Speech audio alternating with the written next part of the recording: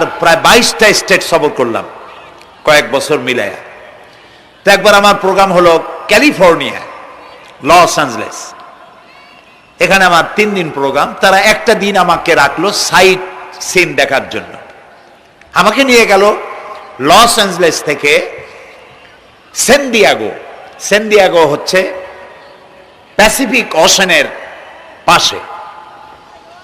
এইখানে আছে C world, অর্থাৎ সমুদ্রের মধ্যে যা কিছু আছে তা তারা সেখানে উঠায় রাখছে। বিশাল জায়গা, দেখতে অন্তত 4 দিন লাগে পুরা এলাকা দেখতে। তা আমার হাতে সময় 5 ঘন্টা, 5 ঘন্টা আমাকে দেখতে হবে। আমি বললাম গুরুত্বপূর্ণ জিনিসগুলি আমার দেখাও। তো নিয়ে গেল। এই আপনাদের মাঠটা যত বড়, এরকম একটা বড় পুকুর, সেই পুকুরের মাঝখানে আছে একটা ওয়াল, আর ঠিক মাঝখানে আছে একটা মঞ্চ, আর 10,000 লোক বসতে পারে এরকম একটা গ্যালারি। ওরকম একটা গ্যালারিতে আমাকে বসালো টিকিট কাটায়া। ওখানে মাছের খেলা দেখানো হবে। যারা খেলা দেখাবে তারা হাতে তুড়ি দিল, সঙ্গে সঙ্গে 2টি মাছ ওই পাশ থেকে তারা ভিতরে বড় গেট আছে, সেই গেট দিয়ে এপারে চলে আসলো।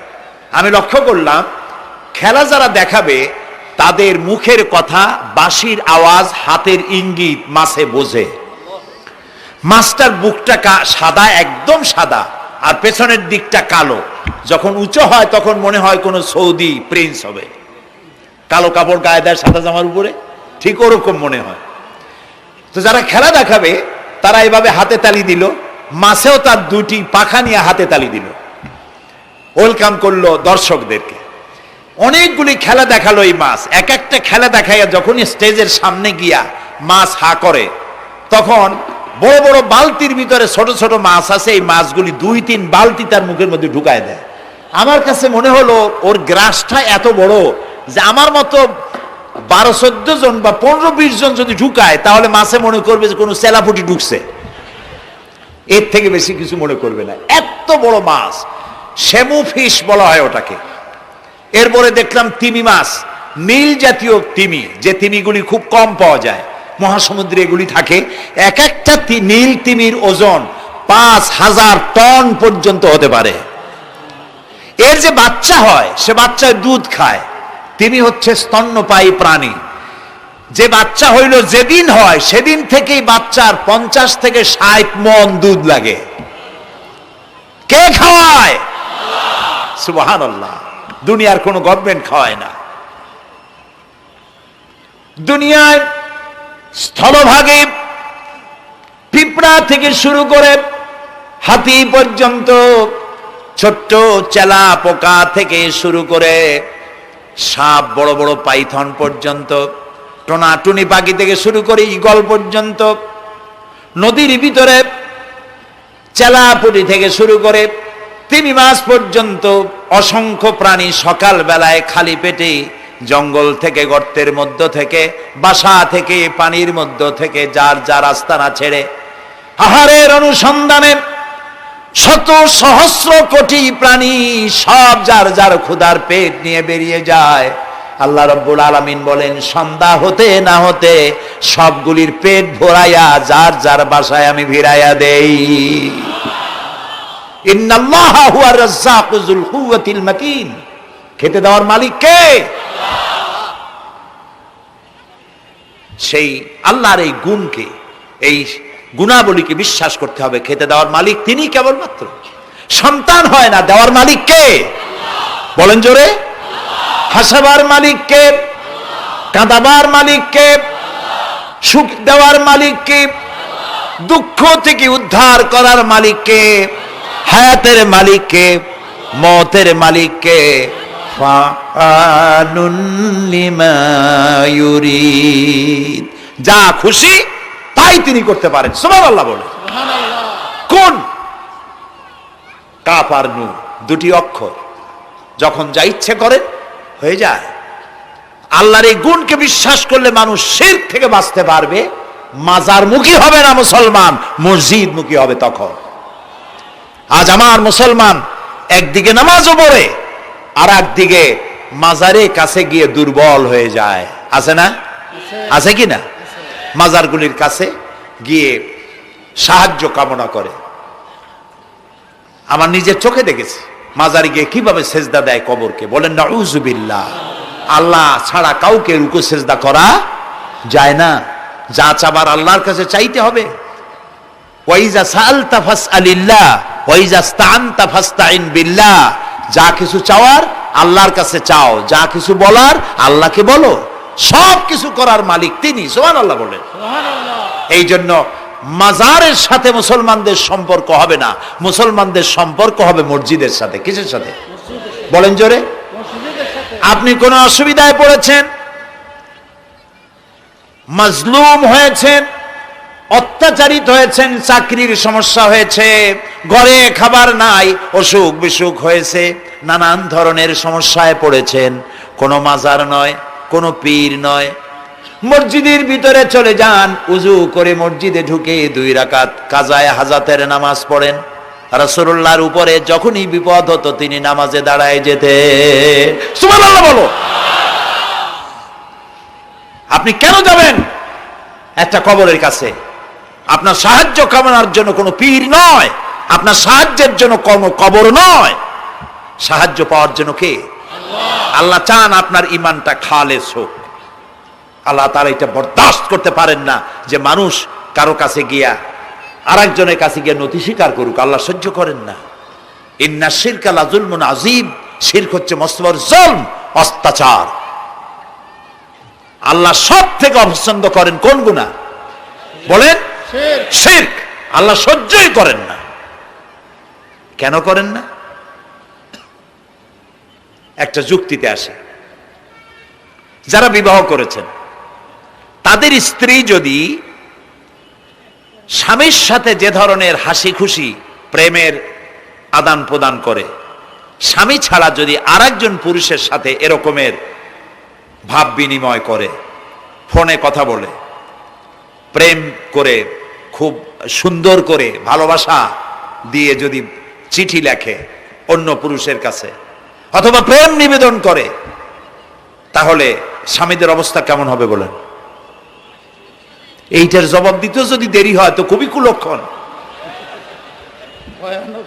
হ্যাঁ, ভয়ানক হবে, ভয়ানক হয়ে যাবে। নিজের চরিত্র যতই যা হোক, বউর চরিত্র ভালো চাই। আচ্ছা বলেন তো, স্ত্রী আপনার সঙ্গে যেভাবে প্রেমের হাসি হাসে, প্রেম নিবেদন করে, ওই রকম আরেকটা পুরুষের কাছে সাথে করলে আপনার সহ্য হয় না কেন? আপনি স্ত্রীর উপরে আপনার অধিকারটা কতখানি, কি জন্যে? আপনার স্ত্রীর যে হাসি, যে মিষ্টি হাসি, যা আপনার প্রাণ কেড়ে নেয়, ওই হাসিতে আপনার কোনো অবদান আছে? বলেন। তার যে টানা টানা চোখ, সুন্দর ভ্রু, মাথায় অনেক লম্বা চুল, শরীরটা সুন্দর, যৌবন, রূপ, এর ভেতরে আপনার কোনো অবদান আছে? হ্যাঁ আছে, একটু তো আছেই। আপনি যে মুখ দিয়ে বউটা হাসে, সেই ঠোঁটে একটু লিপস্টিক লাগাইছেন। যে চোখের জন্য আপনি পাগল, সেই চোখে একটু কাজল লাগাইছেন। শরীরটাকে পেঁচাবার জন্য সুন্দর একটা শাড়ি কিনে দিছেন। একটা শাড়ি দিয়ে, একটু লিপস্টিক কিনে দিয়ে, চুলের একটা ক্লিপ কিনে দিয়ে, একটা ভালো শাড়ি কিনে দিয়া স্ত্রীর উপরে যদি এত অধিকার আছে যে কোনদিন মৃত্যু পর্যন্ত কোন প্রেমের হাসি, ভালোবাসার আদান প্রদান আপনি ছাড়া আর কারো সাথে করতে পারবে না, এইটা যদি আপনার অধিকার এভাবে প্রতিষ্ঠিত হয়, তাহলে এই হাসি যিনি দিলেন, এই দাঁত, এই সুন্দর চোখ, এই রূপ, এই যৌবন যা আল্লাহ তাআলা দিলেন, তার সামনে কোনো পীর অথবা কবরের সামনে যদি হাত পাতে আল্লাহ বরদাস্ত করেন না। কথা কি বুঝে আসছে? কথা বুঝে আসছে? আলহামদুলিল্লাহ বলেন। আলহামদুলিল্লাহ। বুঝলেই আমাদের কষ্ট সার্থক। আলহামদুলিল্লাহ বলি। আমরা যেন আল্লাহরে চিনতে পারি, বুঝতে পারি। আমার বিশ্বাস করুন, কোরআন আমার সামনে, আল্লাহর কসম, কোন জীবিত পীর, কোন মৃত্যু পীর আমার ভাগ্যের ভালো বা মন্দ করার কোন অধিকার রাখে না, রাখে না, রাখে না। কোন পীর ফু দিয়ে আমার ভাগ্যকে ভালো বানাই দিতে পারবে না, পারবে না, এবং আমার একটা চুলও বাঁকাও করতে পারবে না। খাইরিহি ওয়া শাররিহি মিনাল্লাহি তাআলা। আমার ভালো আমার মন্দ করার একমাত্র মালিক কে? আল্লাহ। এক আঙ্গুল আকাশের দিকে উঁচু করে চিৎকার দিয়ে বলুন কে? আবার বলেন, আবার বলেন, আবারও বলুন। হাত নামা। আল্লাহ কবুল করুন, বলেন আমিন। আমার এই বক্তব্য দিয়ে আমি কোনো পীরকে অমর্যাদা করছি না। পীর সাহেবদের কাছে পীর কোন শরীয়তের শব্দ নয়। কোরআন এবং হাদিসে কোথাও পীর বলে কোনো শব্দ নাই। এটি ফার্সি শব্দ। এই শব্দের অর্থ হলো বৃদ্ধ। তো পীর যদি বৃদ্ধ হয় ভালো কথা, তিনি যদি আলেম হন আরো ভালো কথা। কিন্তু বাপ পীর ছিল, উনিও সেই সুবাদে পীর। ইলেম নাই, তোনার নিজের কাছেই তো টর্চ নাই। আপনাকে অন্ধকারে উনিও ম্যানহোলের মধ্যে পড়বে, আপনারে নিয়ে পড়বে। আলেম হইতে হবে, পীর যদি হয় আলেম হইতে হবে, এক নম্বর কথা। দুই নম্বর কথা হলো তিনি ব্যবসায়ী হবেন না। ধর্মের নামে তিনি ব্যবসা করবেন না। তিনি মানুষকে হেদায়েতের পথ দেখাবেন। প্রয়োজনে জেলে যাবেন, প্রয়োজনে ফাঁসির মঞ্চে দাঁড়াবেন। তিনি নিজেকেই ইসলামের সব আমি করি, আর ইসলাম কারো কাছে নাই। যারা ইসলাম করলো 70-80 বছর ধরে, রাজনীতির পথ দেখালো, তারা ইসলামের দল না, ওনারটাই ইসলামের দল। এই ধরনের ফাজলামি বক্তব্য থেকে বিরত থাকতে হবে। এই ধরনের বেয়াদবিপূর্ণ বক্তব্য থেকে বিরত থাকতে হবে। আমার দোকানে খাঁটি ঘি পাওয়া যায়, আর কারো দোকানে খাঁটি ঘি পাওয়া যায় না। ইসলাম নিয়ে এই ধরনের মনোপলি বিজনেস করতে দেওয়া হবে না। প্রিয় ভাই সব, আমরা পীর সাহেবদের চিনি। পীর ছিলেন শাহজালাল রহমতুল্লাহ আলাইহি। সুবহানাল্লাহ। যুদ্ধ করা লাগে নাই, আজান দিয়েছেন, মূর্তির মাথা ভাঙ্গা চুর চুর হয়ে পড়ে গিয়েছে। গৌর গোবিন্দ পলায়া কুল পায় নাই। লোকেরা যায় তার মাজারে গিয়ে গজাল মাছ জিয়ারত করে আসে, কিন্তু তরবারিটা দেখে আসে না। দোধারি তরবারি এখনো আছে। সুবহানাল্লাহ বলেন। পীর ছিলেন হযরতে বাহাউদ্দিন নকশবন্দি, মুজাদ্দিদ আল ফিসানি রহমতুল্লাহ আলাইহি, বড় পীর আব্দুল কাদের জিলানী রহমতুল্লাহ আলাইহি, খাজা মঈনুদ্দিন চিশতি রহমতুল্লাহ আলাইহি, খানজাহান আলী রহমতুল্লাহ আলাইহি। কত ওলিউল্লাহর মাজার দিয়ে আমার দেশ ভরা। আলহামদুলিল্লাহ কর। আলহামদুলিল্লাহ। এরা একদিকে মানুষকে মুরিদ বানায়া মুরিদের টাকা দিয়ে নিজেদের পকেট ভরেন নাই। ওনারা এরকম করতেন না, এইরকম করতেন। আর রাসূলুল্লাহ বলেছেন এই রকমের হাতের মর্যাদা নাই, এই হাতের মর্যাদা। আমি পীর দেখছিলাম, বাইতুল শরফের পীর হযরত শাহ আব্দুল জব্বার সাহেব, আল্লাহ তাআলা জান্নাতুল ফেরদাউসের মেহমান বানায়নি। এই বাংলাদেশে শত শত মসজিদ, মাদ্রাসার এতিমখানা তৈরি করে গেছেন। সুবহানাল্লাহ। বৃষ্টির মৌসুমে চট্টগ্রামের বাড়ি তার, 14 বছর মাদ্রাসায় ওয়াজিদিয়া চট্টগ্রামে 14 বছর বুখারী শরীফ পড়িয়েছেন। কি মানের আলেম, খালি পীর না। মুরিদরা যত টাকা দিত, এই টাকা দিয়ে বড় বড় মাদ্রাসা মসজিদ করেছেন। আর বৃষ্টির সময় সাথী সঙ্গী নিয়ে বস্তি এলাকায় যেতেন, পলিথিন দিয়া ছাওয়া, বাচ্চা আর তার স্বামী নিয়ে কাতরায় এক কোনায় বসে আছে, খাবার নাই, চাউল নাই, অসুস্থ, তাদের চাউল দিয়ে আসতেন, তাদের রান্না করার শাকসবজি দিয়ে আসতেন, ওষুধ দিয়ে আসতেন, হাড়ি পাতিল দিয়ে আসতেন। বন্যা হলে, তুফান হলে টাকা উজাড় করে যা মুরিদরা দিত সবগুলি উজাড় করে মানুষের খেদমত করতেন। সুবহানাল্লাহ। কাজেই যারা জামায় অনেকগুলো পকেট সমানে নিতে থাকে আর ভরতে থাকে এইভাবে করে, এই ব্যবসায়ীদেরকে পরিত্যাগ করতে হবে। পীর হচ্ছে ওই সমস্ত লোক যারা নাকি ধর্মের নামে ব্যবসা করে না, বরং আল্লাহর দ্বীনকে প্রতিষ্ঠা করার জন্য কথা বলে। প্রিয় ভাই সব, আমাদের জেহেন সাফ করতে হবে, পরিষ্কার করে বুঝতে হবে আমার ভালো আমার মন্দ কে করতে পারেন? আল্লাহ। সম্রাট শাহজাহান নাম শুনেছেন? কোথার বাদশা বলেন? দিল্লির সম্রাট। সম্রাট শাহজাহান পৃথিবী জোড়া নাম তার। কবি বলছেন, শাহনে জাহাं को जिन्हें फख्र से देते थे बाज, वाज कब्र में है सूरह अलहम्दु की मोहताज।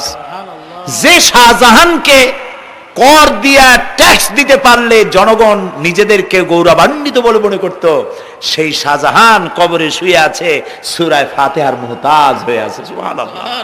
যদি কেউ আমার কবরের কাছ থেকে হাইটে যাইতো আর একটু সূরা ইখলাস পড়ে সবরেসানি করতো, আমি কিছু পাইতাম। আহারে, এই এতিম ফকির হয়ে শুয়ে আছে।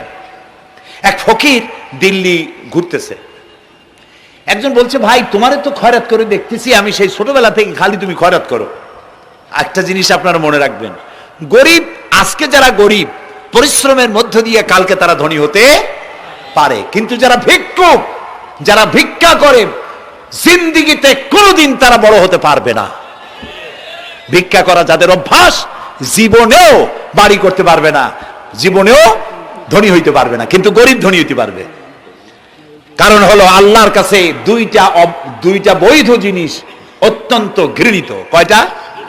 একটা হলো তালাক, আর একটা হলো ভিক্ষাবৃত্তি, মানুষের কাছে চাওয়া। আল্লাহ পছন্দ করেন না। তো ভিক্ষুক ঘুরতেছে, একটা লোক বলল, মিয়া তোমার তো সারা জীবনই খরচ করতে দেখি। খরচ করবো না, করবো কি? যার কাছে যাই সে দেয় 4 আনা 2 আনা 1 টাকা, এর বেশি তো দেয় না, তেদি আমি কেমনে বড় লোক হবো? কয় যে তুমি বাদশারে চোখে দেখো না, বাদশারে চোখে দেখো না? কয় বাদশার কাছে কি আমার মতো লোক যাইতে পারে নাকি? কল না, যাইতে হবে, যাও। বাদশা একবার যাবা, এমন দেওয়া দেবে জীবনে আর তোমার খয়রাত করা লাগবে না। পাতি শিয়ালের পিছনে ঘুরে তো লাভ নাই, পাতি শিয়ালে খায় মুরগি, তোমার একটা ঠ্যাং দেবে, দাঁতের খেলালের কাজ হবে না। বাঘের পিছনে ঘোরো, বাঘে খায় গরু আর হরিণ, একটা রান দিলে তুমি 1 সপ্তাহ খাইতে পারবা।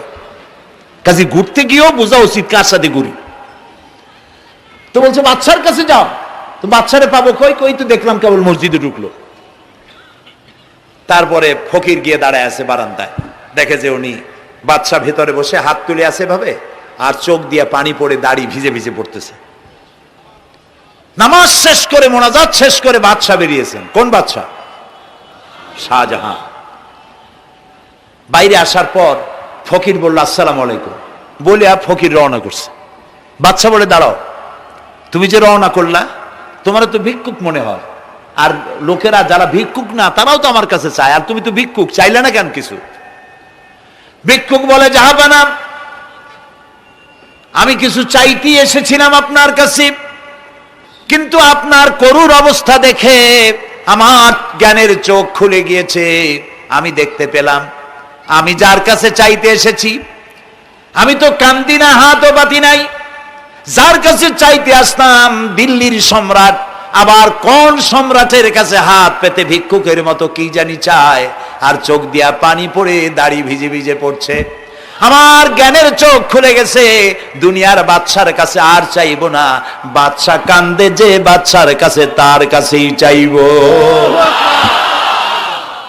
প্রিয় ভাই সব, এই জন্যে জিহ্ন সাফ করে ফেলুন।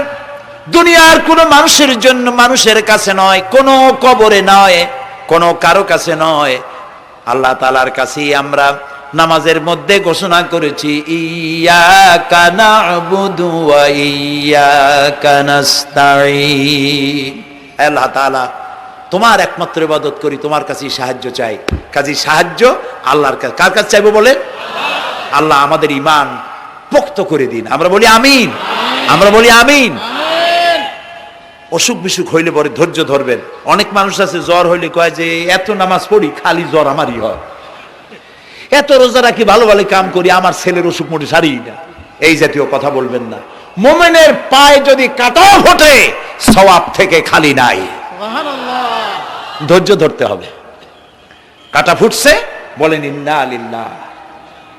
আজাবান লিল মুমিন, মুমিনের জন্য বড়ই আশ্চর্য ব্যাপার, বিপদ হইলেও শুকর আদায় করে, আর সুখে থাকলেও শুকর আদায় করে। সুবহানাল্লাহ বিহামদি।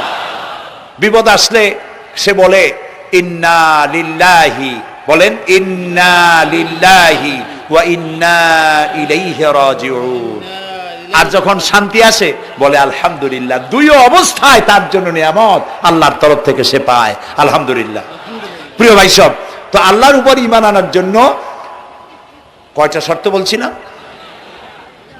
এই যে প্যাচ লেগে গেছে, কয় যে 3টা। আল্লাহর উপর ঈমান আনার জন্য শর্ত কয়টা? 4টা। 4টার বলছি কয়টা? 2টা।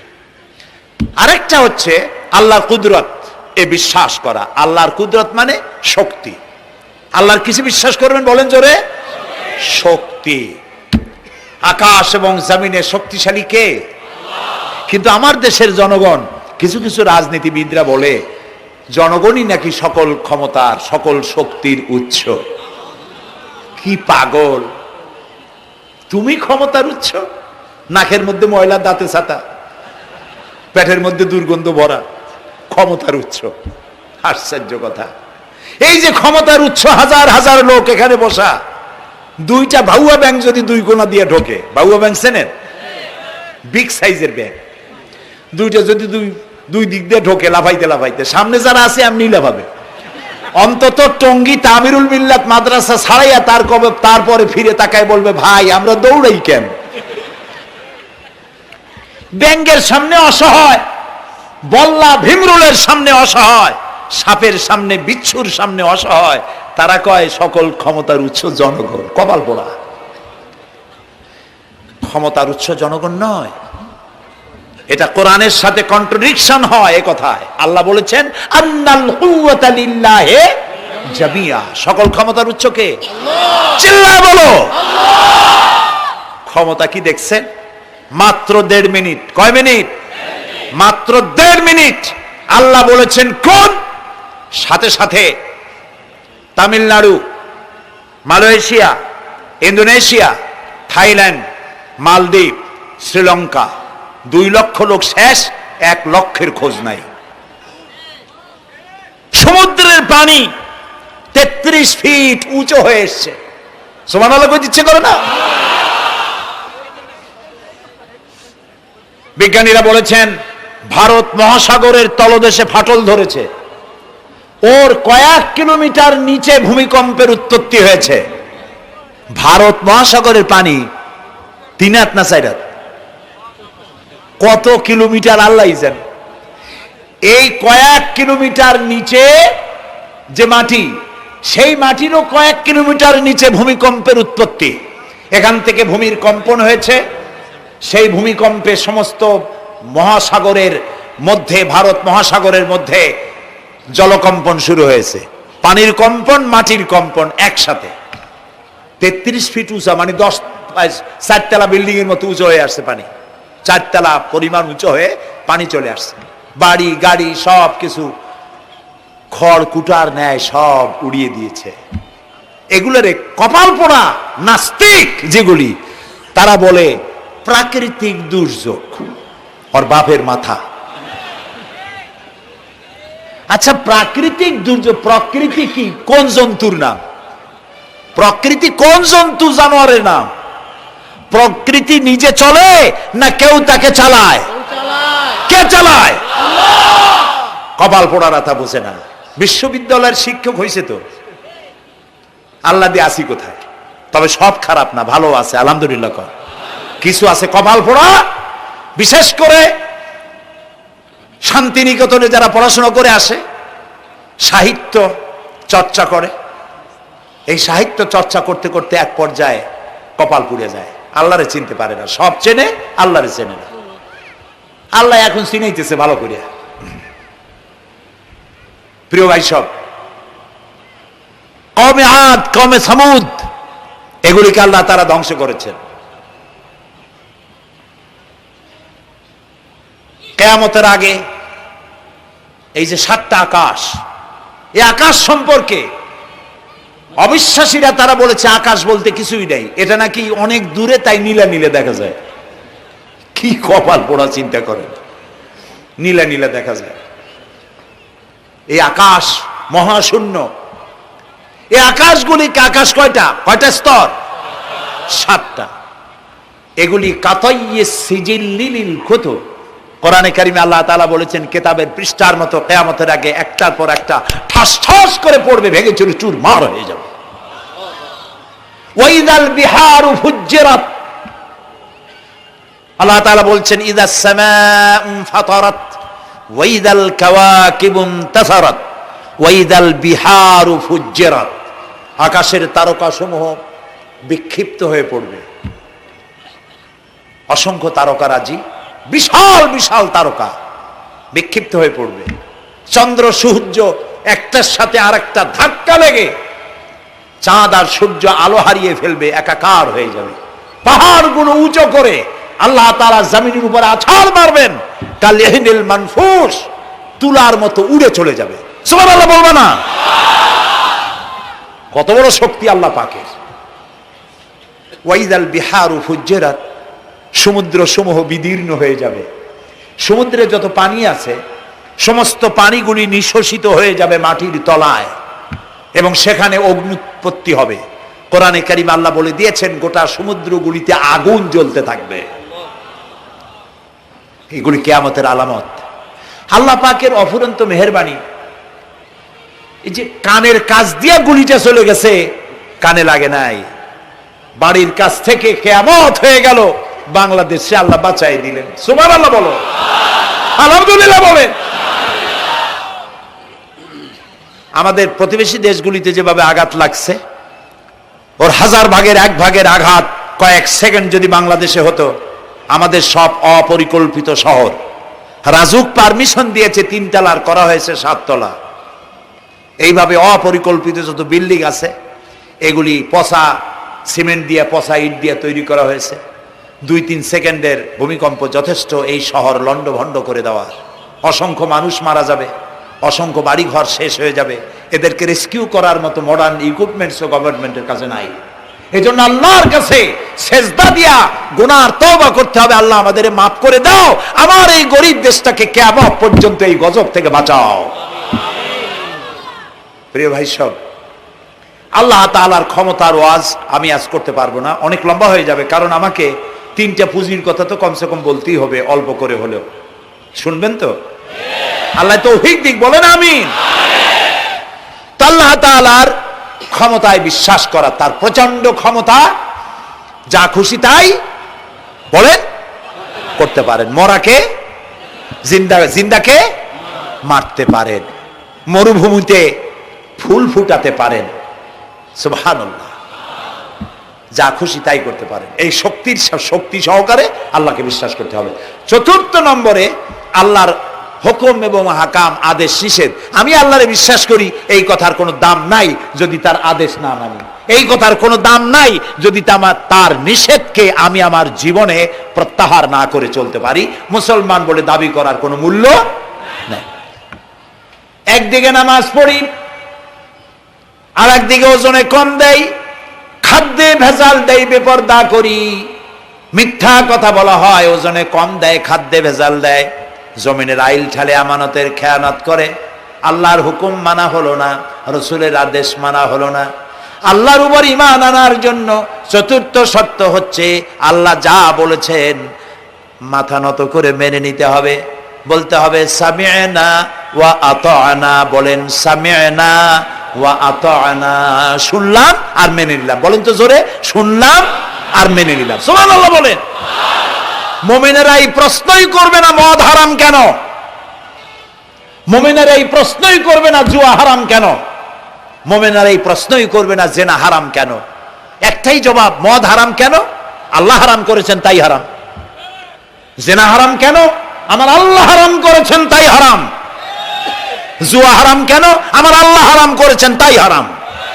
কোন যুক্তি নাই। যুক্তির, আল্লাহর নিষিদ্ধ জিনিসে যুক্তি তালাশ করে কেবলমাত্র শয়তান।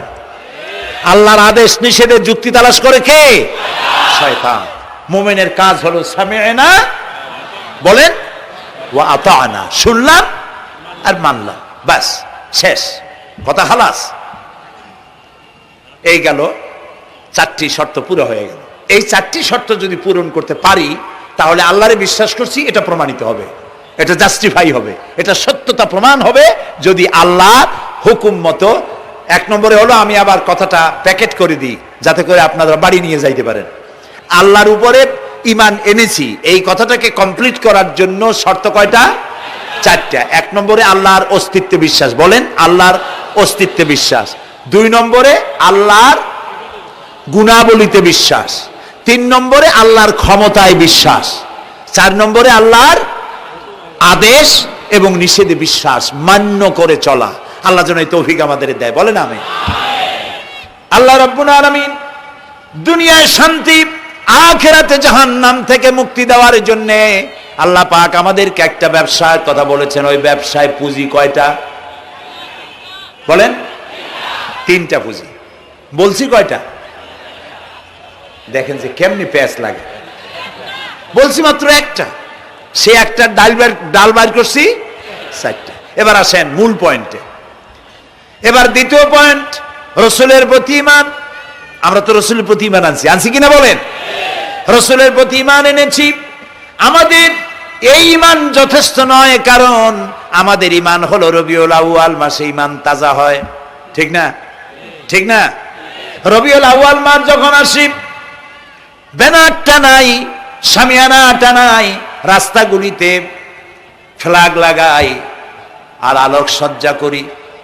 মন্ত্রীরা আসেন, নেতারা আসেন, সিরাতুন নবী মাহফিলে দাঁড়ায় বলেন নবীর আদর্শ অনুসরণ করা ছাড়া উপায় নাই। অথচ ওনার পা থেকে শুরু করে মাথা পর্যন্ত নবীর আদর্শ নাই। আবার এই নেতা রামকৃষ্ণ মিশনে, রামকৃষ্ণ পরমহংসদেব তার মঞ্চে গিয়ে বলেন রামকৃষ্ণের নীতির ছাড়া বিকল্প কিছুই নেই। আবার গৌতম বুদ্ধের জন্মবার্ষিকী উদযাপনের জন্য সেখানে গিয়ে বলেন গৌতম বুদ্ধের অহিংস নীতি অনুসরণ করা ছাড়া জাতির যোগীনাথ হওয়ার আর কোনো পথ নাই। যেখানে যায় সেই জায়গার গুলি ধরে। রবিউল আউয়াল মাস আসতে পারে, আলোকসজ্জা করে ইয়া নবী সালামু আলাইকা, ইয়া রাসূল সালামু আলাইকা। এরপরে গরম গরম জিলাপি রাসূলুল্লাহকে বুঝায় দেওয়া হলো, হে রাসূল আপনি তাকিয়ে দেখেন কত মহব্বত আপনারে করি, আপনার মহব্বতের জন্য আমাদের শহরের কোন মিষ্টির দোকানে আর মিষ্টি নাই, সব আমরা খাইয়া শেষ করছি। এই হলো মহব্বত। এই মহব্বতে এই ঈমানে কাজ হবে না। এই ঈমানে বলেন কাজ হবে না। কোন ঈমানে কাজ হবে? রাসূলের প্রতি ঈমানের অর্থ কি? এর অর্থ হচ্ছে নবী করিম সাল্লাল্লাহু আলাইহি ওয়াসাল্লাম আমাদের রাসূল, আমাদের নেতা। আমাদের রাসূল আমাদের নেতা, আমরা তার উম্মত, তার অনুসারী। অনুসারীর কাজ কি? নেতার পূর্ণাঙ্গ অনুসরণ করণ। রাসূলুল্লাহর আনুগত্য করতে হবে, এটা কে বলেছেন?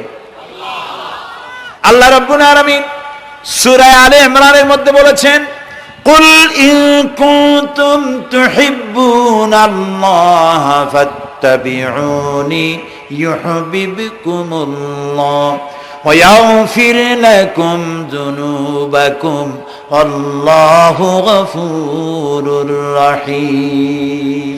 হে নবী আপনি বলুন, তোমরা যদি আল্লাহকে ভালোবাসো তাহলে তোমার কাজ হচ্ছে, তোমরা যদি আল্লাহকে ভালোবাসো তাহলে তোমরা আমার আনুগত্য করো, আমার অনুসরণ করো। কার?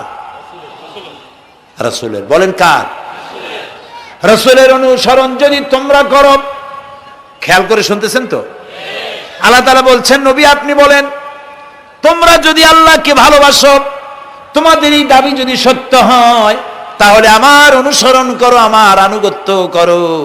আমার অনুসরণ, আমার আনুগত্য করলে পরে তোমাদের কে আল্লাহ রাব্বুল আলামিন ভালোবাসবেন এবং তোমাদের তামাম জিন্দেগির সমস্ত গুনাহ খাতা আল্লাহ তাআলা মাফ করে দিবে।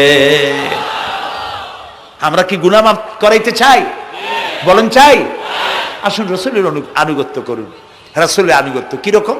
রাসূল যেভাবে মোস কাটছে আমরা সেইভাবে মোস কাটবো। তিনি দাড়ি যেভাবে রাখছেন আমরা সেইভাবে রাখবো। তিনি চুল কাটছেন যেভাবে সেইভাবে করব। তিনি পায়ের নখ, হাতের নখ যেভাবে কাটছেন সেইভাবে করব। তিনি যেভাবে বিবাহ করেছেন সেই সুন্নত অনুযায়ী বিবাহ, তিনি যেভাবে দেশ চালাইছেন সেইভাবে দেশ চালাবো।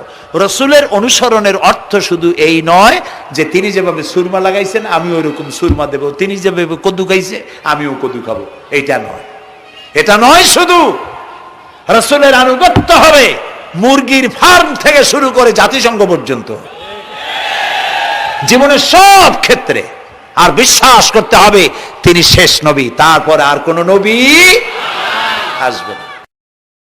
আল্লাহ রাব্বুল আলামিন সূরা আহজাবের মধ্যে বলেছেন মা কানা মুহাম্মাদুন আবা আহাদিম মির রিজালিকুম ওয়ালাকির রাসূলুল্লাহি ওয়া খাতামান নাবিয়্যিন।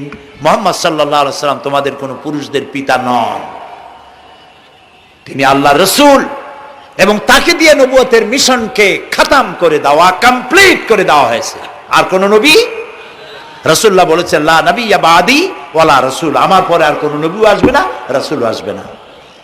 কথা বুঝে আসছে? আল্লাহর নবীর পরে আর কোন নবী হবে না।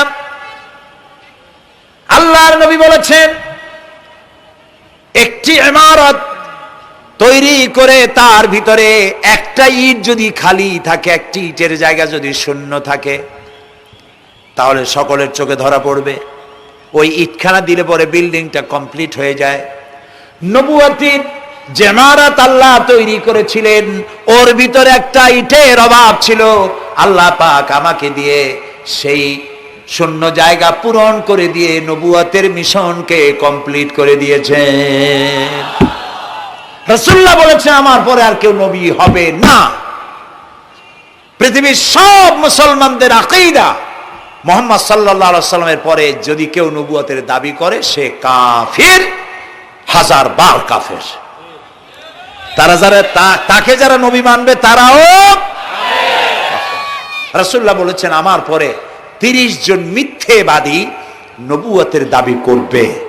তার মধ্যে একজন তো দাবি করছে রসুলের জীবদ্দশায়, একটা ছিল মেয়ে লোক আর একটা ছিল পুরুষ।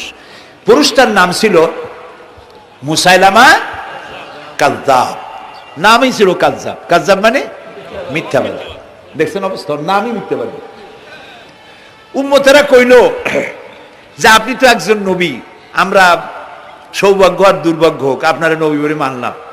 মুহাম্মদ সাল্লাল্লাহু আলাইহি ওয়াসাল্লামের কাছে প্রায় জিবরাইল আসে আর ওহী আনে, আর আপনি আমাদের কোনো ওহী দিতে পারলেন না পর্যন্ত। কয় যে কেবল না নবী হইলাম, অপেক্ষা করো, ওহী আসবেন। বেশ কিছুদিন যাওয়ার পর খুব চিন্তা ভাবনা করে কয় যে ওহী একটা আসছে। উম্মতেরা সব দৌড়ে আসছে, কি ওহী? কয় যে এইমাত্র শেষ রাত্রে জিবরাইল আসছিল, আইসে আমারে কয়ে গেল একটা সূরা নাজিল করলো। সূরাটা কি? ইন্না আতাইনাকাল আকাক ফাসাল্লি লিরাব্বিকা ওয়াজআক ইন্না শানিয়াকা হুয়াল আবলাক। উম্মতেরা কয় সর্বনাশ, এই সূরা পড়তে গেলে তো আমরা কাইসা মরে যাব। এর অর্থ তো খুব বিকায়দা। এ কি সূরা নাজিল হইল আপনার উপরে? ইন্না আতাইনাকাল আকাক মানে আমি তোমাকে হুতুম পেশা দান করেছি, সুতরাং তুমি তোমার প্রভুর উদ্দেশ্যে নামাজ পড়ো আর চিৎকার মারো, কারণ তোমার শত্রুরা সাদা এবং কালো বর্ণের। আমরা তো আগামাথা কিছু বুঝলাম না, কি ওই? আচ্ছা ঠিক আছে, পয়গম্বর মুহাম্মদ সাল্লাল্লাহু আলাইহি সাল্লামকে তার উম্মতেরা নিয়ে যায় তাদের বাগানে, মাঝে মধ্যে নিয়ে যায়। নিলে পরে যে কুয়ায় পানি থাকে না, শূন্য কুয়া পানিতে ভরে যায়। যে গাছতলা দিয়ে তিনি হেঁটে যান, যে খেজুর গাছে খেজুর নাই, সেই গাছতলা দিয়ে রাসূল হেঁটে গেলেন, গাছে ফল ধরে যায়। আপনি তো এরকম কিছু দেখাইতে পারেন না। কয় তোমরা তো আমার নেও না, চলো না যাই। নিয়ে গেছে, যাই দেখে যে কুয়ার পাড় দিয়ে যায়, যে কুয়ায় পানি থাকে তা থাকে না, শুকায় যায়। যে গাছতলায় দিয়ে যায় ওই গাছে খোরমা থাকলে সাথে সাথে খড়গুলো ঝরে যায়। উম্মতের কয় কি একটা কপাল পড়ো নবী পাইলাম ভাগে। আল্লাহ তারে শেষ করছে দুনিয়া থেকে, জাহান্নামে চলে গেছে। সেই মহিলাটাও গেছে, সেও গেছে। রাসূলুল্লাহ বলেছেন এইরকম 30 জন মিথ্যাবাদী নবুয়তের দাবি করবে কিয়ামতের আগ পর্যন্ত। গোলাম আহমদ কাদিয়ানী, এ হলো ইতিহাসে আমরা যদ্য পাই তার পর্যন্ত 28 জন হয়েছে। মুহাম্মদ সাল্লাল্লাহু আলাইহি সাল্লামের ইন্তেকালের পর ওকে নিয়ে হয়েছে 28 জন। কয়জন হইল? বাকি আছে কয়জন? তাই বলে কিয়ামত যে এই 2 জন হইলি আগামী বছর বা 5-6 বছরের মধ্যে কিয়ামত হবে ওইটা চিন্তা করেন না। এই পৃথিবীতে একটা লোক আল্লাহ শব্দ উচ্চারণ করার যদি থাকে, কিয়ামত সে পর্যন্ত হবে না। সুবহানাল্লাহ। সুতরাং বহুত দেরি আছে কিয়ামতের। তবে ওর মতো আরো শয়তান 2 জন আসবে। গোলাম আহমদ কাদিয়ানী বলল, আমি পয়গম্বর, আমি নবী, আমার উপরে ওহী আসে। তো তার সঙ্গে ওই যুগের বড় আলেম মাওলানা আতাউল্লাহ শাহ বুখারী রাহমাতুল্লাহ আলাইহি, তিনি বললেন, আচ্ছা তুমি যে নবুয়তের দাবি করো, এই শক্তি তুমি পাও কই? কয় যে আমার শক্তি তো কোরআন, কোরআনের মধ্যেই আছে আমার কথা। কোথায়? কয় সূরা সফের মধ্যে আছে, ইয়াতি মিন বাদি ইসমুহু আহমদ। ঈসা আলাইহিস সালাম আমার ব্যাপারে ফোরকাস্ট করেছেন, ভবিষ্যৎবাণী দিয়েছেন যে আমার পরে একজন আসবে, তার নাম হবে আহমদ। আমি তো সেই আহমদ। মাওলানা বুখারী বলছেন, বেকুব, ঈসা আলাইহিস সালাম যার কথা বলেছেন তার নাম, ঈসা আলাইহিস সালাম যার কথা বলেছেন তার নাম হলো ফকাত আহমদ, আর তোমার নাম হলো গোলাম আহমদ। তাহলে এতে করে বোঝা যায় ঈসা আলাইহিস সালাম যার কথা বলেছেন তুমি সেই আহমদের গোলাম। তো তুমি নবুয়তের দাবি করো কেন? গোলাম আহমদ কয় যে হুজুর, আমার নামের আগে গোলাম বৈশা একটু সমস্যা হয়েছে, ঠিক, তো গোলামটারে যদি বাদ দেই তাহলে তার আপনি আপত্তি করতে পারেন না, আমি আহমদ থাকি আর আপনি আমার উম্মত হয়ে যান। আমি আমার কথা ঈসা আলাইহিস সালাম বলেছেন। মাওলানা বুখারী বলছেন, দেখো তোমার ফতোয়া অনুযায়ী তুমি বলছো নামের প্রথম অংশ বাদ দিয়া শেষের অংশ নিয়ে তোমার উপর ঈমান আনতে, তাহলে আমি আমার নাম আতা আল্লাহ, তোমার ফতোয়া অনুযায়ী আমার নামের প্রথম অংশ বাদ দিলাম, আতা গেছে, থাকছে আল্লাহ। আর আল্লাহ হয়ে বলছি তোর মতো গাধারে আমি নবুয়ত দেই নেই। এরপর এই শয়তানের মউত হলো কোথায় বলেন? কোথায়? পায়খানার ভিতরে। এই কাদিয়ানীরা, গোলাম আহমদ কাদিয়ানী কাফের, ওরে যারা নবী বলে মানে তারাও কাফের। প্রিয় ভাই সব, পৃথিবীর 48টি মুসলিম দেশ কাদিয়ানীদেরকে নন মুসলিম মাইনরিটি হিসেবে ঘোষণা দিয়েছে রাষ্ট্রীয়ভাবে। সৌদি গভর্নমেন্ট আইন পাশ করেছে কিয়ামত পর্যন্ত কাদিয়ানীরা মক্কা মদিনায় প্রবেশ করতে পারবে না। বিগত 100 বছরের ভিতরে কোন কাদিয়ানী মক্কা মদিনায় ঢুকতে পারে নাই। আজকে বাংলাদেশে খতমে নবুয়তের আন্দোলন নতুন কিছু নয়, দীর্ঘদিন থেকে এই উপমহাদেশে খতমে নবুয়তের আন্দোলন চলছে। এই আন্দোলন চলবে যতদিন পর্যন্ত সরকারের পক্ষ থেকে তাদেরকে নন মুসলিম মাইনরিটি ঘোষণা না করা হচ্ছে, আন্দোলন চলবেই। এদের লাশ রাস্তায় ফেলাই দিবা আর 14 কোটি মুসলমান তাকিয়ে তাকিয়ে দেখবে, তা বিশ্বাস করো না। খতমে নবুয়তের আন্দোলন যারা করেন, এই জাতির 14 কোটি মুসলমানের সমর্থন তাদের পেছনে রয়েছে। কাজী তাদের ব্যাপারে উচ্চবাচ্য কথা বলতে গিয়ে ব্যারিস্টার হন, আইনজীবী হন, যেই হন, খতমে নবুয়তের আন্দোলন যারা করে তাদের ব্যাপারে কথা বলতে গিয়ে মুখ সামনে কথা বলবেন। এদেশের মানুষ শহীদ হয়ে যাবে, কাদিয়ানীদেরকে বরদাস্ত করবে না। আমাদের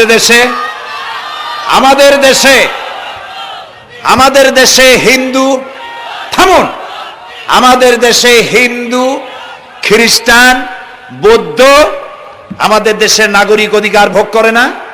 আমাদের সমান নাগরিক অধিকার তারা ভোগ করে। কাদিয়ানীরাও হিন্দু খ্রিস্টানদের মতো নন মুসলিম মাইনরিটি হিসেবে এদেশে বসবাস করে নাগরিক সুবিধা ভোগ করবেন, কোনো অসুবিধা নাই। কিন্তু আপনি মুসলমান বলে দাবি করবেন না, শেষ নবী মানবেন না, আমরা এই ব্যাপারে কিয়ামত পর্যন্ত আপোষ করব না। কেবলমাত্র মূর্খ, দালাল, হারামখোর তারাই কাদিয়ানীদের পক্ষ অবলম্বন করতে পারে, ইমানদারেরা পারে না।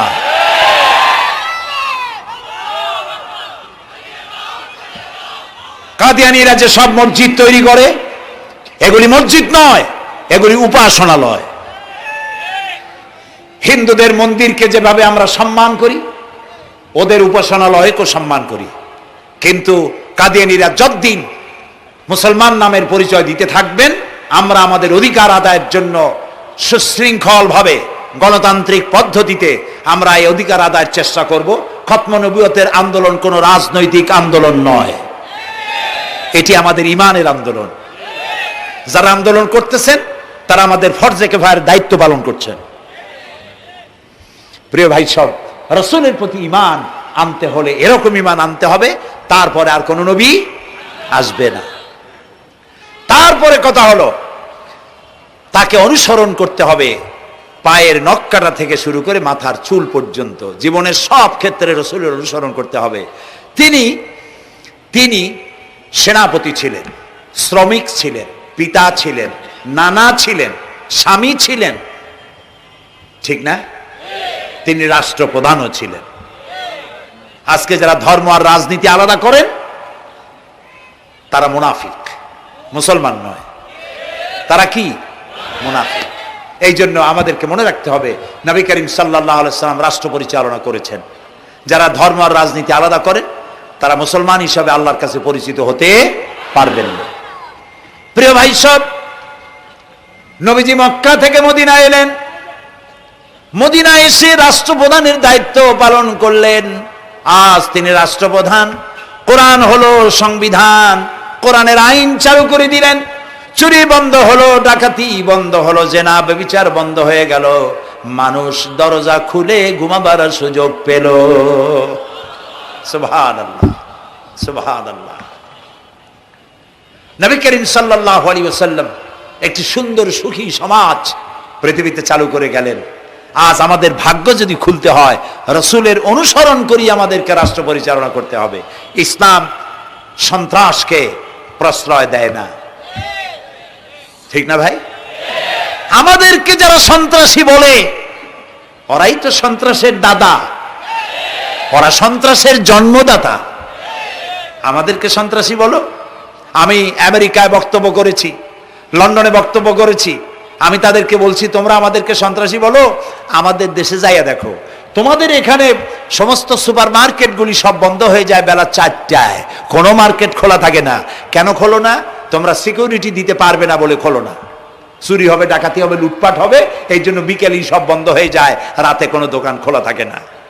তো যাও তো আমাদের দেশে, আমাদের তো সন্ত্রাসী বলো? গরিব দেশ। আমাদের দেশের বাবুরহাটে, নরসিংদীর কাছে বাবুরহাট, যেটাকে এই দেশের ম্যানচেস্টার বলা হয়, সারা রাত কোটি কোটি শত কোটি টাকার কাপড় চোপড় বেচা কিনা হয়, পুলিশের গন্ধ খুঁজে পাওয়া যায় না, সারা রাত বেচা কিনা হয়। গ্রামের বাজারগুলি যায় দেখেন, আমাদের দেশে যশোরে, খুলনায়, উত্তরবঙ্গে রাত 2টা 2:30 পর্যন্ত বেচা কিনা হয়, ঠিক না? এই যে আমাদের দেশে আল্লাহর মেহেরবানি, এবারে যে ঈদের সময় ঈদ আর পূজা একসাথে হইল, মুসলমান মেয়েরা, হিন্দু মেয়েরা সোনা দানা গলায় পরিয়া, হাতে পরিয়া, তারপরে বাজারঘাট ঈদের কেনাকাটা, পূজার কেনাকাটা করছে, কোনো অসুবিধা হয় নাই, ঠিক না? আল্লাহর মেহেরবানি, র্যাবে জি যা করার করছে। মক্কা শরীফে, মদিনা শরীফে দেখলাম লোকেরা হাত তুলে, বাংলাদেশি লোকেরা ওখানে যারা আছে, র্যাবের জন্য দোয়া করছে, আল্লাহ র্যাবের প্রতি তুমি রহমত নাজিল করো, আল্লাহ রহম করুন, কোন আমি। দেশের যতটা অসুবিধা হয়েছিল তার থেকে অনেক গুণ গ্যাপ হয়ে গেছে, আলহামদুলিল্লাহ, আলহামদুলিল্লাহ। প্রিয় ভাই সব, এই যে আল্লাহ রাব্বুল আলামিন মুসলমানদেরকে পৃথিবীর মধ্যে সব থেকে বেশি শান্তি প্রিয় করেছেন, কোন আলহামদুলিল্লাহ। তোমরা আমার মক্কা যাইয়া দেখো, মক্কা মদিনায় যাইয়া দেখো, আমাদের কেউ সন্ত্রাসী? মক্কা মদিনায় লক্ষ লক্ষ মানুষ এই যে সব চলে গেছে, এখন কোথায় গেছে? সারা পৃথিবী থেকে মানুষের এখন ছুটছে ছুটছে, পৌঁছে গেছে, আর পথে আছে, প্লেনে আছে, নদীতে আছে, গাড়িতে আছে। সুবহানাল্লাহ, লক্ষ লক্ষ মানুষ চলে গেছে, সবার একই ড্রেস, একই গন্তব্য, একই স্লোগান, লাব্বাইক আল্লাহুম্মা লাব্বাইক। সব মানুষ চলে গেল। আমি 96-তে যখন পার্লামেন্টে আসলাম, প্রথম পার্লামেন্টে এক বক্তৃতার ভেতরে আমি বলেছিলাম যে আমাদের দেশে নেতা নেত্রীরা ওমরা করে, হজ করে। আচ্ছা, আপনারা যাইয়া দেখেন কি, করেন কি, আনেন কি?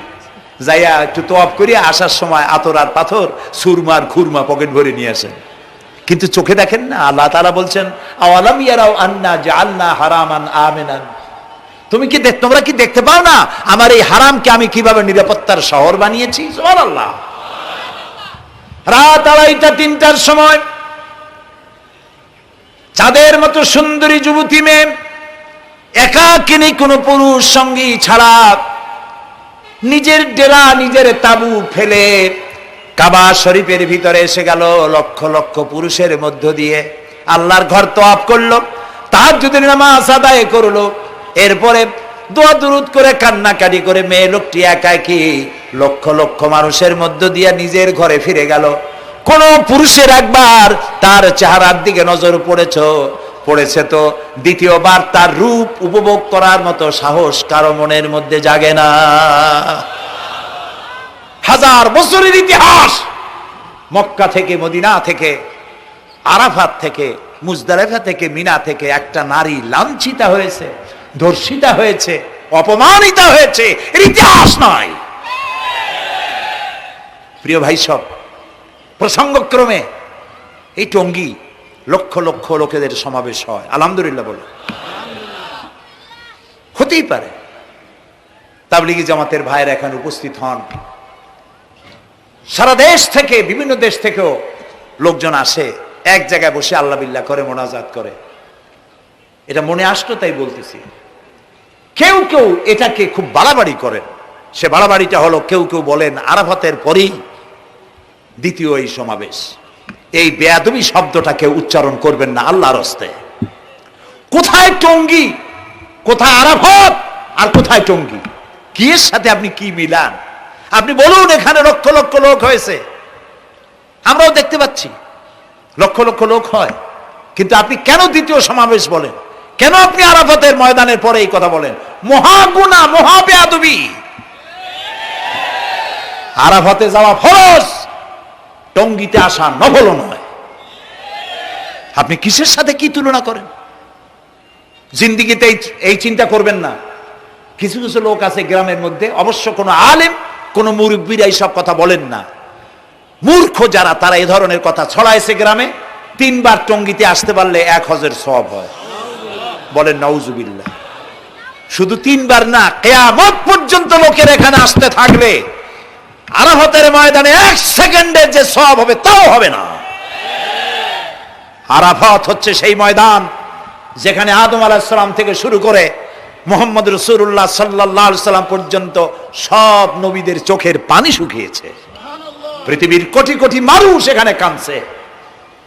আর আল্লাহ রাসূল বলেছেন, আল হাজ্জুল মাবরুর লাইসা লাহুল জাযাউ ইল্লাল জান্নাহ। একটা কবুল হজের সওয়াব আল্লাহর কাছে বেহেশত দেওয়া ছাড়া আর কিছুই নেই। মান হাজ্জা লিল্লাহ ফালাম ইয়ারফুস ওয়ালাম ইয়াফসুক রাজাকা ইয়াউমিন ওয়ালাদাতহু উম্মুহু, রাওয়াহুল বুখারী। বুখারী শরীফের হাদিস। রাসূলুল্লাহ বলছেন, আরাফাতের ময়দান থেকে হাজিরা যখন বেরিয়ে যায় সন্ধ্যায়, মা যেমন নিষ্পাপ সন্তান প্রসব করে, আরাফাত থেকে হাজিরা তেমন নিষ্পাপ হয়ে বেরিয়ে যায়।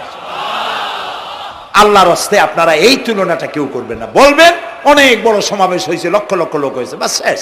এটা দ্বিতীয় সমাবেশ, আরাফাতের পরের এটা দ্বিতীয় স্থান অবলম্বন করেছে। এইসব বাজে কথা আর একদিনও বলবেন না। মহাবেয়াদবি যদি কেউ বলে থাকেন আস্তাগফিরুল্লাহ পড়ুন, পড়েন আস্তাগফিরুল্লাহ। আল্লাহ সবাইকে ক্ষমা করুন, বলুন আমিন।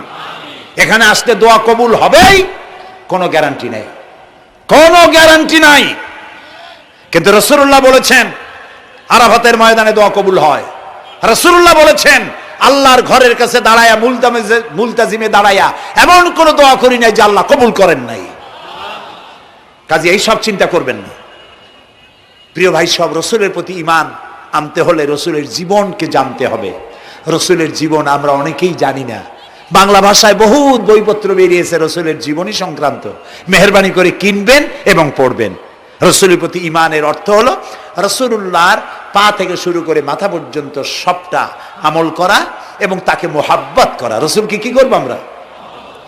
কি মোহাম্মদ সে ওয়াফা তূনে তু হাম তেরে ये जहां चीज ही क्या लोह कलम तेरे है। মুহাম্মদ সাল্লাল্লাহু আলাইহি সাল্লামের সঙ্গে যদি তুমি মহব্বতের কানেকশন জুড়িয়ে দিতে পারো, তার অনুসরণ আর অনুকরণ যদি করতে পারো, আকাশ আর জমিন তো দূরের কথা, লোহ কলম পর্যন্ত আল্লাহ তোমার জন্য করে দেবে। নবী করিম সাল্লাল্লাহু আলাইহি সাল্লামের উপর ঈমান আনার অর্থ হলো তার অনুসরণ অনুকরণ করা। 3 নম্বরে ওয়াতুজাহিদুনা ফি সাবিলিল্লাহি বিআমওয়ালিকুম ওয়া আনফুসিকুম। আল্লাহর রাস্তায় লড়াই করো জান দিয়া আর মাল দিয়া। কি দিয়ে কোন তো? জান দিয়া আর মাল দিয়ে। আমরা কিন্তু বলি হুজুর আসি আপনার সাথে, আপনার পিছনে আসি, জানটা দিয়ে দেব। এই মানুষেরা খুব চালাক। আপনি জান দিলে তো মাল থেকে যাবে। আগে দেবেন কি? মাল, পরে দেবেন জান। মাল দিতে হবে, জান দিতে হবে আল্লাহর দ্বীন প্রতিষ্ঠার জন্য। রাসূলুল্লাহ জীবন দিয়ে, সাহাবায়ে কেরাম জীবন দিয়েছেন, রাসূলুল্লাহ রক্ত দিয়েছেন, দান মোবারক শহীদ হয়েছে। আমি দেখেছি ওহদের মাঠে, আমি ওহদে যখন সফর করেছি, আল্লাহ বহুবার নিয়েছেন আলহামদুলিল্লাহ। আমাকে সেখানকার একজন আলেম মদিনার, তিনি আমাকে নিয়ে গেলেন ওহদে বেশ কয়েক বছর আগে। ওহদে গিয়ে দেখলাম, আমাকে দেখালো যে নবী করিম সাল্লাল্লাহু আলাইহি সাল্লামের যেখানে দান শহীদ হয়ে গিয়েছিল, দাঁত মুবারক শহীদ হয়েছে, রাসূলুল্লাহ বেহুশ হয়ে পড়ে গেছিলেন। তাকে হযরতে আবু বকর, হযরত ওমর, হযরত ওসমান এই 3 জনে উঁচু করে নিরাপদ জায়গায় নেওয়ার জন্য দৌড়াচ্ছিলেন। পাহাড়ের উপরে যখন উঠতেছিলেন, ওই তিনজন রসুলকে ঘাড়ে করে নিয়ে উঠতেছেন, পাহাড় তখন কাঁপতেছিল, পাহাড় কাঁপতেছে, এত বড় কাঁপন উঠেছে পাহাড়ের। পাহাড় সেই এলাকা থেকে কাগজ কাটলে, কেচি দিয়ে কাগজ কাটলে যেমন রেজা রেজা হয়ে যায়, আমার নিজের চোখে আমি দেখলাম, তিনি আমাকে দেখালেন, এই সেই এলাকা যেখানে রসুলকে উঠানো হয়েছিল। পাহাড় আল্লাহর ভয়তে কাঁপতেছিল তরতর করে। সেই উঁচা জায়গা, একটা বিশ্রামের মতো জায়গা পাহাড়ের মধ্যে, সেইখানে তাকে নিয়ে যখন রসুলকে যখন শোয়ানো হচ্ছিল, পাহাড় কাঁপতেছে।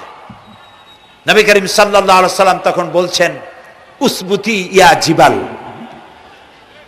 উসবুতি ইয়া জিবাল, ইন্নাকা আলাইয়া নবিয়ান ওয়াস সিদ্দিকিন ওয়াস শাহীদাইন। হে পাহাড়, উসবুতি ইয়া জিবাল, হে পাহাড় থেমে যা, তোর উপর আল্লাহর নবী, তোর উপরে সিদ্দিক আর দুইজন শহীদ দাঁড়িয়ে আছে, থেমে যা। পাহাড় থেমে গেল। সিদ্দিক হযরত আবু বকর, দুইজন শহীদ তোর উপরে, হযরতে ওমর, হযরতে উসমান রাদিয়াল্লাহু তাআলা আনহুমা। কবে শহীদ হবে? রাসূলুল্লাহ আজকে বলতেছেন তোর উপরে দুইজন শহীদ দাঁড়িয়ে আছে। এইভাবে কষ্ট করেছেন নবীজি, ক্ষুধায় কষ্ট করেছেন, যুদ্ধ করেছেন। তবে সেই যুদ্ধ আক্রমণাত্মক ছিল না, ডিফেন্সিভ ছিল। আক্রমণকে প্রতিহত করার জন্য তিনি লড়েছেন। প্রিয় ভাই সব, এত কষ্ট করার পর তিনি যে দিন কায়েম করে গিয়েছিলেন, আল্লাহ তাআলা বলছেন, ওয়াতুজাহিদুনা ফি সাবিলিল্লাহি, আল্লাহর রাস্তায় লড়াই করো জান দিয়ে আর মাল দিয়ে আমার দ্বীনকে প্রতিষ্ঠা করার জন্য। যদি তোমরা ইসলাম বুঝে থাকো, এরই মধ্যে তোমাদের জন্য কল্যাণ নিহিত রয়েছে। সুবহানাল্লাহ বলেন, এরই মধ্যে কল্যাণ। সুতরাং শুধু টুপি মাথায় দিয়ে নামাজ পড়লেই হবে না, নামাজও পড়তে হবে, আল্লাহর হুকুম হাকাম মানতে হবে, রোজাও রাখতে হবে, হজও করতে হবে, যাকাতও দিতে হবে, স্ত্রীকে পর্দায় রাখতে হবে, আমলে আখলাকে, সিরাতে সুরাতে, চলনে বলনে, ব্যবসায় বাণিজ্যে, বক্তৃতায়, রাজনীতি, অর্থনীতি, সমাজনীতি, সব জায়গায় আল্লাহ এবং রসুলের পূর্ণাঙ্গ আনুগত্য করার নামই হলো মুসলমান হয়ে যাওয়া। সুবহানাল্লাহ। এই মুসলমান হইতে পারবো আমরা? আল্লাহ যেন তৌফিক দেখেন, আমিন। সবাই বলেন আমিন। আমি এখন আপনাদের নিয়ে মোনাজাত করব। মোনাজাতের আদব বসা, দাঁড়ানো ভাইয়ের একটু বসেন। এই যত মানুষ দাঁড়ায় আছেন, মেহেরবানি করে একটু বসেন। আমি কিন্তু একবারও বলিনি আপনারা বসেন। দাঁড়ানো ভাইরা মেহেরবানি করে বসেন, মোনাজাত করব আপনাদের নিয়ে। প্রায় 2 লক্ষ লোক মারা গেছে ভূমিকম্পে, আর 1 লাখের উপরে নিখোঁজ। তাদের জন্য দোয়া করবেন না? যে আল্লাহ আমাদের বাঁচায় দিলেন, তার জন্য দোয়া শুকর আদায় করবেন না? সুতরাং বসেন, বসতে বলছি, দাঁড়াতে বলিনি।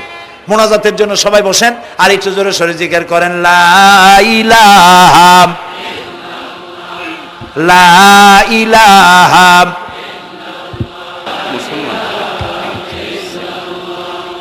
ঘাইমের শেষ হয়ে গেছে।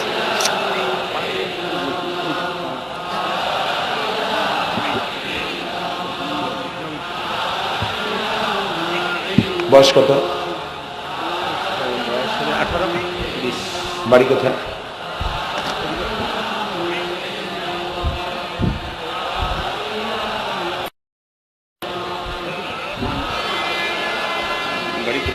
একটু জোরে, লা ইলাহা। এফিডেভিট করছো? বসো বসো।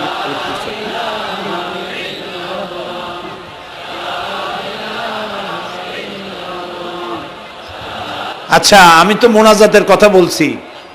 মোনাজাত থুয়ে যদি কেউ হাঁটে, তো এটা একটা বড় বদকিসমতির ব্যাপার। এত মানুষ একসাথে আল্লাহর কাছে মোনাজাতের লোভ কিভাবে সামলান? কেমনে হাঁটেন? এক যুবক ইসলাম কবুল করার জন্য আসছে, টঙ্গিতেই থাকো।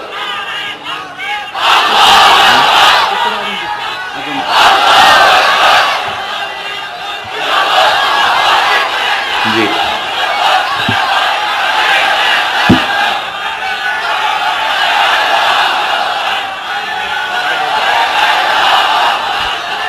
এই ছেলেটি বাড়ি হলো বগুড়ায়, থাকে উত্তরায়। এই ছেলের বাপের নাম শ্রী সুধীর চন্দ্র সরকার, আর তার নাম হলো চঞ্চল কুমার সরকার। বর্তমান নাম পছন্দ করেছে বশির উদ্দিন। বলো লা ইলাহা লা ইলাহা ইল্লাল্লাহু ইল্লাল্লাহু মুহাম্মাদুর মুহাম্মাদুর রাসূলুল্লাহ। রাসূলুল্লাহ। আল্লাহ ছাড়া আল্লাহ ছাড়া কোনো ইলাহ নাই, কোনো ইলাহ নাই, মাবুদ নাই, মাহবুব নাই, উপাস্য নাই। উপাস্য নাই।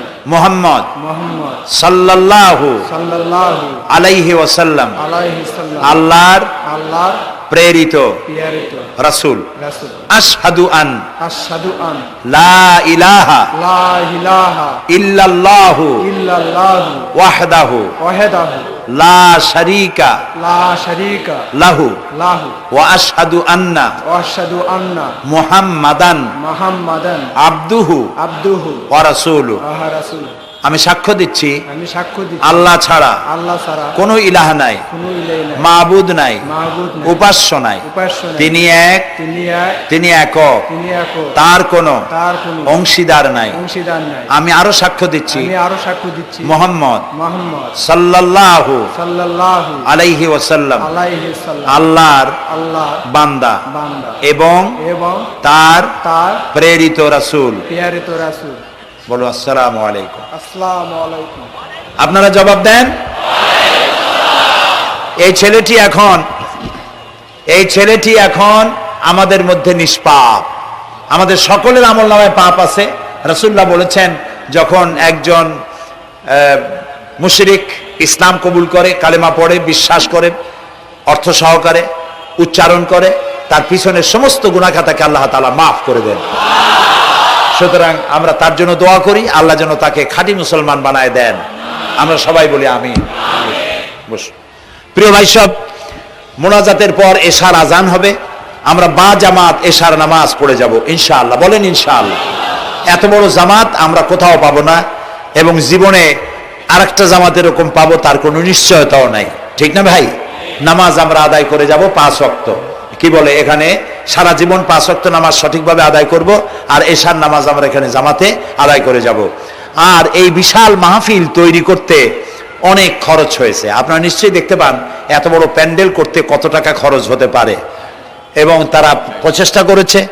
আপনারা এই লাইটিং, মাইকিং, প্যান্ডেল, স্টেজ, তারপরে পোস্টার, গেট ইত্যাদি তৈরি করতে বহু টাকা খরচ হয়েছে।